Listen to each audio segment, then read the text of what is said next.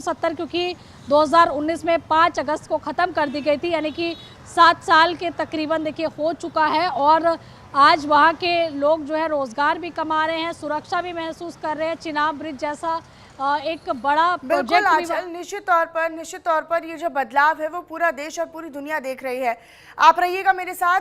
इसी बीच आगे बढ़ते हुए आपको बताया, जहां संसद के मानसून सत्र के 13वें दिन आज भी हंगामे के पूरे आसार हैं, लेकिन हंगामे और शोर शराबे के बीच सरकार ने 5 बिल पारित करवा दिए। पेपर लीक, छात्र आंदोलन, चंदा चोरी और गृह मंत्री की सदन में गैर मौजूदगी समेत कई मुद्दों को लेकर विपक्ष लगातार हंगामा कर रहा है। दोनों ही सदनों में विपक्ष के विरोध के कारण प्रश्नकाल और शून्यकाल दोनों बाधित हो रहे हैं। इन सब के बीच सरकार ने हंगामे के बीच ही विधेयक पारित कराने की अपनी रणनीति को अमल में लाना शुरू कर दिया है। विपक्ष के हो हंगामे के बीच, हो हल्ले के बीच ही सरकार अपना विधायी कार्य निपटा रही है, जो उसे निपटाना चाहिए। दोनों सदनों में सरकार बिलों को एक एक कर पारित करवा रही है। अधिकांश बिल बिना चर्चा के ही पारित हो रहे हैं। एक बिल पर जहां विपक्ष की ओर से समर्थन किया गया, वहीं एक अन्य बिल पर विपक्ष के अधिकांश दलों ने वॉकआउट कर सरकार का काम आसान और कर दिया, यानी चर्चा करनी ही नहीं पड़ी। अभी तक सरकार हंगामे और विरोध के बीच ही लोकसभा में 5 बिल पारित करवा चुकी है। इनमें एंटी पेपर लीक बिल, विपक्ष के साथ साथ बाकी जो दल हैं उन्होंने भी उसका विरोध किया। तो वहीं वंदे मातरम को कानूनी संरक्षण देने वाले बिल पर डीएमके को छोड़कर अधिकांश विपक्षी दलों ने वॉकआउट कर लिया। ये सरकार के लिए और आसान हो गया। मंगलवार को हंगामे के बीच ही एप्रोप्रिएशन बिल पारित करवा दिया गया।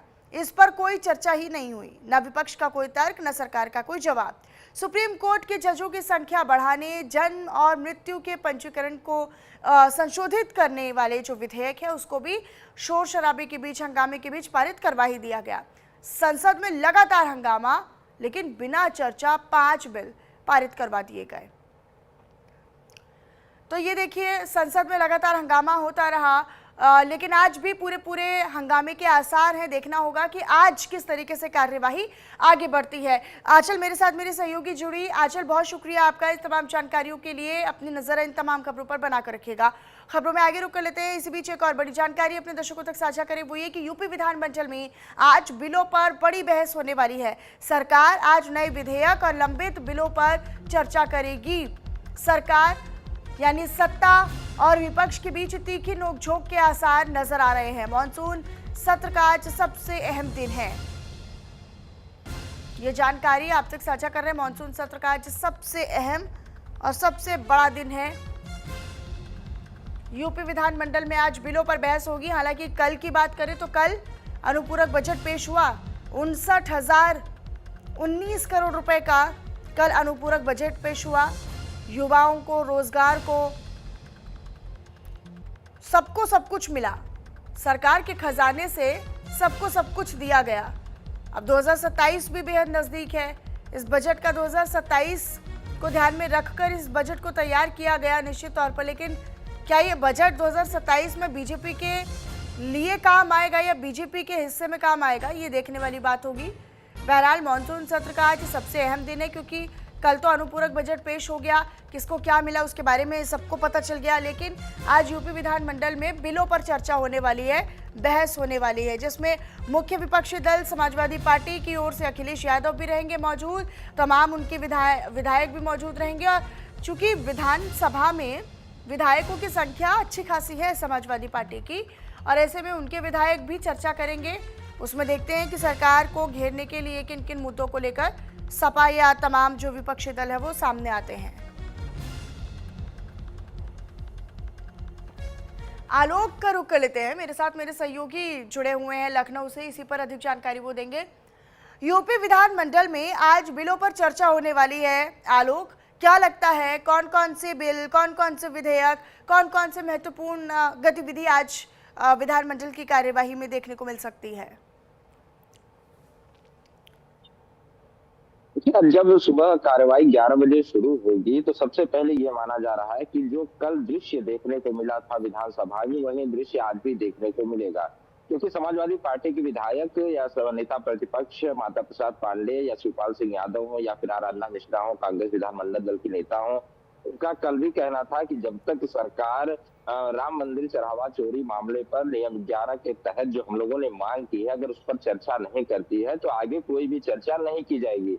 यानी स्पष्ट है कि पहले इस मुद्दे पर चर्चा होगी, उसके बाद सदन की कार्यवाही आगे बढ़ेगी। जबकि सरकार का कहना है कि इस तरह से कोई मांग पूरी नहीं की जा सकती, क्योंकि ये पहले से पटल पर रखने की कोई बात नहीं थी। दूसरी बात यह है कि एसआईटी इस पे जांच कर रही है, भी सुप्रीम कोर्ट की निगरानी में भी जांच चल रही है, तो इसका कोई औचित्य नहीं बनता कि इस प्रश्न को पटल पर रखा जाए और सरकार इसका जवाब दे या फिर विपक्ष इस पर सवाल करे। हालांकि कल बाद में विधानसभा अध्यक्ष इस बात पर तैयार थे कि बाद में अगर प्रश्न आएगा तो इस पर चर्चा होगी, लेकिन ऐसी स्थिति में भी समाजवादी पार्टी के विधायक मानने को तैयार नहीं थे। तो कल का जो दृश्य था, इंजीनियर सचिन यादव विधायक थे, उनको निष्कासित करने का पत्र भी जारी कर दिया गया था। हालांकि शाम को मान मनोबल के बाद ये तय हुआ कि फिलहाल उनका निष्कासन अभी रद्द किया जाता है, आज पत्र भी जारी हो जाएगा। तो समाजवादी पार्टी के विधायक जिस तरह से उत्तेजित है, उनसे ये साफ नजर आ रहा है कि आज भी जब कार्रवाई शुरू होगी तो हंगामे के साथ ही शुरू होगी। रही बात विधेयक, कल 9 विधेयक लगभग संशोधन विधेयक जो है पटल पर रखे गए थे, पढ़े गए थे,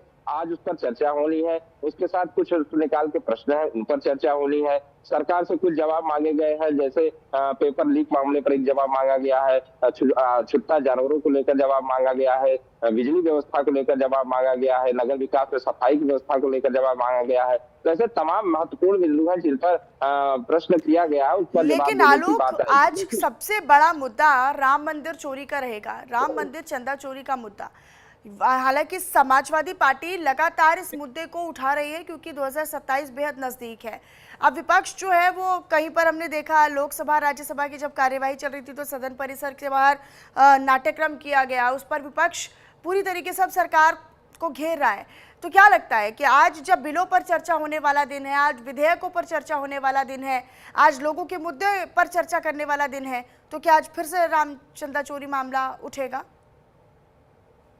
देखिए वैसे मैंने पहले भी बताया कि कल जो है कार्य मंत्रणा की जो बैठक विपक्ष ने किया था तो उसमें स्पष्ट रूप से इस बात का निर्देश दिया गया विधायकों को कि सर्वप्रथम यही मुद्दा उठाया जाएगा और इस मुद्दे पर जब तक सरकार चर्चा नहीं करती है तब तक कोई आगे की बहस, आगे की चर्चा नहीं होगी। विपक्ष का स्पष्ट मानना है कि सरकार ने कहा था कि 15 दिन में एसआईटी जांच कर लेगी और दूध का दूध पानी का पानी हो जाएगा, लेकिन अभी तक ऐसी कोई स्थिति स्पष्ट नहीं हो पाई है।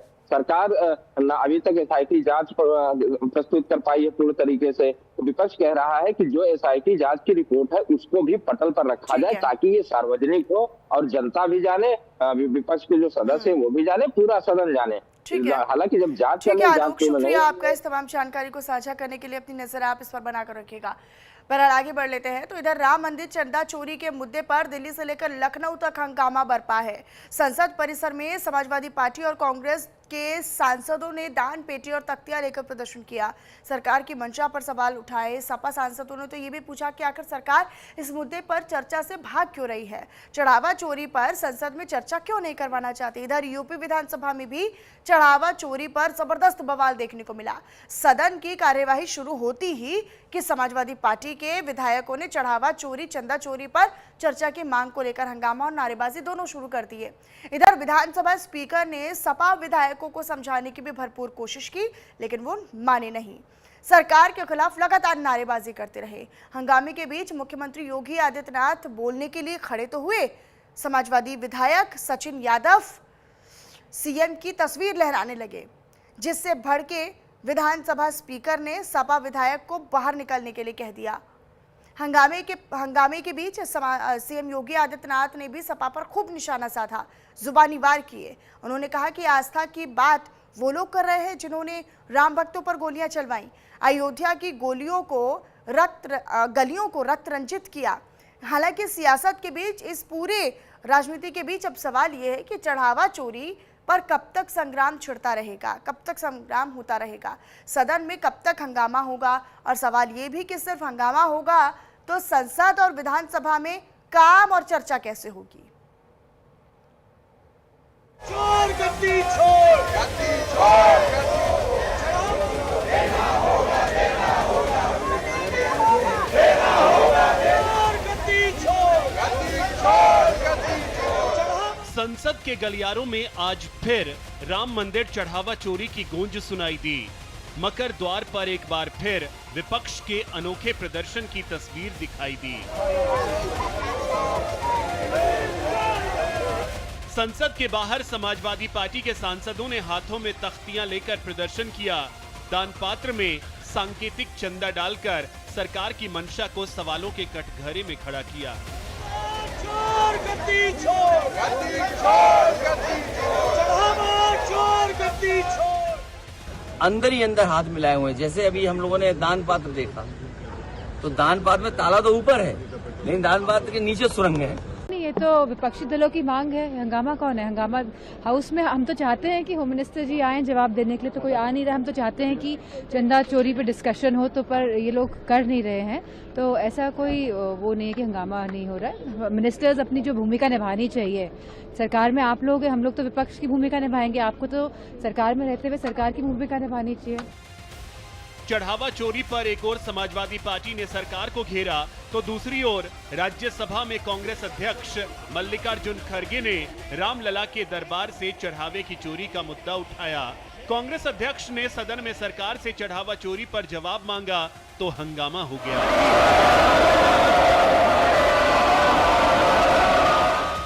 देश के लोगों से माफी मांगे और आपके काम कर रहे देश के हित में नहीं, वो सिर्फ लोगों को बढ़ाने को हमारे मिनिस्टर ने हमारे मिनिस्टर के इन लोगों को करने में हम लोग देख चुके हैं। माफी मांगो, कांग्रेस पार्टी को माफी मांगो, ये माफी मांगने से कांग्रेस पार्टी भगवान राम को अपमान करना ये उनका फितरत है। यहाँ पे भगवान का नाम लेकर के राजनीति करना चाहते हैं, तो ये माफी मांगने से। चढ़ावा चोरी पर सियासत का शोर सिर्फ संसद ही नहीं बल्कि यूपी विधानसभा में भी आज खूब सुनाई दिया। विधानसभा की कार्यवाही शुरू होते ही समाजवादी पार्टी के विधायकों ने राम मंदिर चढ़ावा चोरी मामले पर चर्चा की मांग को लेकर जोरदार हंगामा किया। अखिलेश के सिपाहियों ने सदन में नारेबाजी शुरू कर दी, जिस पर विधानसभा अध्यक्ष सतीश महाना ने उन पर अपने चित परिचित अंदाज में तंज कसा। कितना मुझे अच्छा लग रहा है, मुझे कितना संतोष हो रहा है। शुहैब अंसारी साहब राम मंदिर की बात कर रहे, अच्छा लग रहा है कि उमर अली भाई भी राम मंदिर की बात कर रहे। मुझे और अच्छा लग रहा है कि शाहिद मंजूर साहब भी राम मंदिर की बात कर रहे। इन्होंने शुरुआत से लेकर आखिर तक सिर्फ राम मंदिर का विरोध किया। अब में से किसी ने चंदा दिया तो रसीद लेकर आ जाए भाई यहाँ पे बीच में। आप लोगों में से किसी ने कोई चंदा दिया तो रसीद लेकर आ जाओ भाई, जरा देखे तो सही आपका कौन सा पैसा चोरी हुआ, जरा रसीद लेकर आ जाओ जितने खड़े हो यहाँ पे। विधानसभा अध्यक्ष ने समाजवादी पार्टी के विधायकों को समझाने की कोशिश की, लेकिन विपक्षी दल के नेता चढ़ावा चोरी पर चर्चा की मांग को लेकर अडिग रहे, नारेबाजी करते रहे। इसी दौरान हंगामा तब हो गया जब मुख्यमंत्री योगी आदित्यनाथ के संबोधन के दौरान सपा विधायक सचिन यादव सीएम योगी की फोटो लहराने लगे, जिस पर विधानसभा अध्यक्ष सतीश महाना भड़क उठे। मैं आपको बाहर निकालूंगा के साथ। आप मुख्यमंत्री जी की फोटो आप ले सकते हैं, अब सीएम की फोटो को ऐसे लटका देंगे, आप कुछ भी लिख देंगे उसमें, नहीं यू नॉट अलाउड। आप मुख्यमंत्री जी की फोटो के साथ नहीं कर सकते, देखिए उसको नीचे। You can't, no you can't do that, you can't do that, you cannot do that. मैं इंगित करता हूं सचिन को, इनको हाउस से बाहर निकालिएगा। ये कोई तरीका आप मुख्यमंत्री जी के फोटो के साथ, you are not allowed to do that. विधानसभा स्पीकर ने विपक्ष को जमकर लताड़ लगाई। सपा विधायक सचिन यादव को पूरे सत्र के लिए विधानसभा से निकाल दिया। इधर सदन में विपक्ष के हंगामे को लेकर मुख्यमंत्री योगी आदित्यनाथ ने भी समाजवादी पार्टी पर हमला किया। उन्होंने न केवल आज सदन की अवमानना की है, सदन का अपमान किया है, साथ ही माननीय उच्चतम न्यायालय में लंबित और माननीय उच्चतम न्यायालय की निगरानी में चल रही उस पूरी प्रक्रिया को भी अपमानित करने का शर्मनाक प्रयास समाजवादी पार्टी के द्वारा किया गया। माननीय उच्चतम न्यायालय में जो योजित एक पीआईएल थी, उसके तहत उच्चतम न्यायालय ने आगे की कार्रवाई के लिए एसआईटी के पुनर्गठन के साथ ही इस पूरे प्रकरण को अपनी देखरेख में आगे बढ़ाया। इस मामले में किसी भी साधु संत का कोई संलिप्तता प्रारंभिक जांच में एसआईटी की प्रारंभिक रिपोर्ट में कहीं भी नहीं पाया गया। ये आक्षेप कौन लगा रहा है? ये आक्षेप वह समाजवादी पार्टी और वह कांग्रेस लगा रही है, जिन्होंने सदैव राम जन्मभूमि और भगवान श्री राम का अपमान किया है। क्या यह सच नहीं कि 1990 में अयोध्या की गलियों को और सरयू की पावन धारा को रक्त रंजित करने का पाप समाजवादी पार्टी की सरकार ने किया था? मुख्यमंत्री योगी आदित्यनाथ ने विपक्ष पर प्रहार के लिए अपने तरकश के सारे घातक तीर निकाल लिए हैं। चढ़ावा चोरी के मुद्दे पर घेर रहे समाजवादी पार्टी को उसके अतीत की याद दिला रहे हैं, लेकिन सवाल है कि चढ़ावा चोरी पर मचे कोहराम का अंजाम क्या होगा। 27 में सपा के लिए चढ़ावा चोरी का मुद्दा कितना कारगर होगा, और सवाल ये भी कि क्या 27 के रण में अयोध्या ही सबसे बड़ा मुद्दा होगा। Bureau report, news India. फिलहाल यहाँ पर रुक रहे एक छोटे से ब्रेक के लिए खबरों का सिलसिला ब्रेक के उस पार भी जारी है। देखते रहिए न्यूज इंडिया।